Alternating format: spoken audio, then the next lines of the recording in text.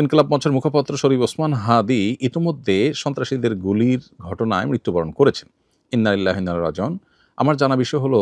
শরীফ ওসমান হাদির এই মৃত্যু কি শাহাদাতের মৃত্যু হিসেবে গণ্য হবে? প্রিয় দর্শক, কোনো মানুষের মধ্যে যদি আল্লাহর সন্তুষ্টি লাভের আশায় মানুষের কল্যাণ সাধনা, ইনসাফ প্রতিষ্ঠা করা, মুসলিম মিল্লাতের চেতনা ধারণ করা এবং মানুষের অধিকার আদায় করার মানসিকতা থাকে এবং সেটার জন্য তিনি যদি লড়ে যান, সংগ্রাম করে যান, এমত অবস্থা যদি তার এই চেতনার কারণে তিনি আক্রমণের শিকার হন এবং মারা যান, সন্দেহাতীতভাবে তিনি শাহাদাতের মর্যাদা লাভ করবেন ইনশাআল্লাহ তাআলা। ইমানদারের মধ্যে যদি আল্লাহর সন্তুষ্টি লাভের জন্য জীবন বাজি রাখার মানসিকতা থাকে এবং তার অসৎ কাজে বাধা প্রদান, অন্যায়ের বিরুদ্ধে তার প্রতিরোধ এবং ইনসাফ প্রতিষ্ঠার মানসিকতা লালন করার কারণে তিনি যদি আক্রমণের শিকার হন, তাহলে সেক্ষেত্রে তিনি অবশ্যই শাহাদাতের মর্যাদা লাভ করবেন। সেই জায়গা থেকে শরীফ ওসমান হাদিকে আল্লাহ তাআলা শাহাদাতের মর্যাদা দান করুন, আমরা সেই দোয়া করি।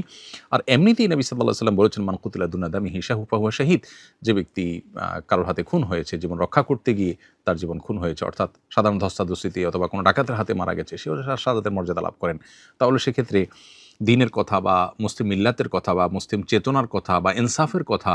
বা মানুষের অধিকারের কথা যদি কেউ বলতে যান মুসলিম হয়ে এবং আল্লাহর কাছ থেকে যদি বিনিময়ে আশা করেন, তাহলে তিনি অবশ্যই শাহাদাতের মর্যাদা লাভ করবেন। অনেকে আছেন যারা বিপ্লবী মানসিকতা ধারণ করেন, তারা অন্যায়ের বিরুদ্ধে সংগ্রাম করেন, তাদের সে সংগ্রামকে আমরা অবশ্যই শ্রদ্ধা করব, কিন্তু তার মধ্যে যদি আল্লাহর প্রতি বিশ্বাস না থাকে অথবা তিনি যদি এই সংগ্রামটা করেন তার মানবিক চেতনা থেকে শুধুমাত্র, এর জন্য তিনি আল্লাহর কাছ থেকে কোনো বিনিময় আশা করেন না, আল্লাহ সন্তুষ্টি লাভের আশায় করেন না, কোরআন হাদিসের নির্দেশনার কারণে করেন না, তাহলে সেক্ষেত্রে তার এই আত্মত্যাগটা শাহাদাত হিসাবে বিবেচিত হবে না। শাহাদাত বিষয়টা আসলে নিয়তের সাথে সংশ্লিষ্ট বিষয়। কেউ যদি আল্লাহর সন্তুষ্টির আশায় জীবন বাজি রাখেন, যা করেন তা আল্লাহকে খুশি করার জন্য করেন, তার জীবন মরণ আল্লাহর উদ্দেশ্যে যিনি উৎসর্গ করার জন্য প্রস্তুত থাকেন, তাহলে সেক্ষেত্রে তিনি শাহাদাতের মর্যাদা লাভ করেন। আমরা দোয়া করি শরীফ ওসমান হাদির সমস্ত ভুল ত্রুটি মাফ করে আল্লাহ তাআলা তাকে শাহাদাতের সর্বোচ্চ মাকাম দান করেন এবং তার সুখ সন্তপ্ত পরিবারকে সান্ত্বনা সইবার শক্তি নসিব করেন এবং সেই সাথে এখান থেকে অনুপ্রাণিত হয়ে আমাদেরকে আল্লাহর সন্তুষ্টির লাভের আশায় জীবন বাজি রাখার মানসিকতা আমাদেরকে ধারণ করার তৌফিক দান করুন। বস্তুবাদের এই পৃথিবীতে আমরা বেশিরভাগ মানুষ দুনিয়ার মোহে এতটা মোহাবিষ্ট হয়ে গেছি যে আমরা প্রত্যেকটা মানুষ শুধু বাঁচার জন্য সংগ্রাম করি এবং মরতেই যখন হবে তখন আল্লাহর রাহে আমি জীবন বাজি রেখে যেন মরতে পারি, আমি যেন অন্যায়ের বিরুদ্ধে কথা বলতে গিয়ে যেন আমার মৃত্যু হয়, আমার মৃত্যুটা যেন শাহাদাতের মৃত্যু হয়, আল্লাহর সন্তুষ্টি লাভের আশায় যেন আমি জীবন বাজি রাখতে পারি,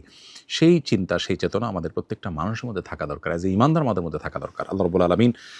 শরীফ ওসমান হাদির ভালো গুণগুলো দিয়ে আমাদের তরুণ সমাজকে ভরে দিন এবং সেই তরুণ সমাজকে অন্যায়ের বিরুদ্ধে ইনসাফ প্রতিষ্ঠার জন্য, ন্যায় নিষ্ঠ হওয়ার জন্য এবং মুসলিম মিল্লাতের কল্যাণ সাধন করবার জন্য এবং আল্লাহর সন্তুষ্টির উদ্দেশ্যে মানবতার কল্যাণ সাধন করবার জন্য সবাইকে দুনিয়ার লোভ মোহের ঊর্ধ্বে উঠে আল্লাহর উদ্দেশ্যে নিজের জীবনকে